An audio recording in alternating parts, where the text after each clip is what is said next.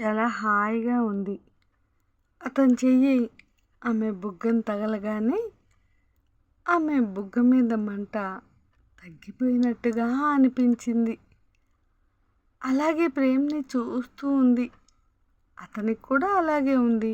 ఆమె బుగ్గ తాకగానే అతనికి ఏదో దూదిని తాకినంత హాయిగా ఉంది. ఆమె కళ్ళల్లోకి చూస్తూ అతను వెన్న రాస్తున్నాడు.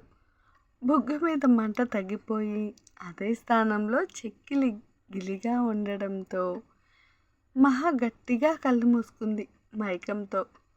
ప్రేమ్కి మహా చెక్కిలి మీద చేతులు తీయాలి అనిపించలేదు.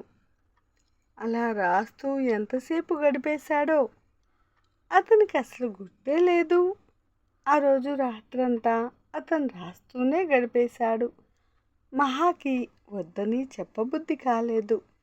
అలా ఆ రోజు రాత్రంతా వాళ్ళు జాగారం చేశారు.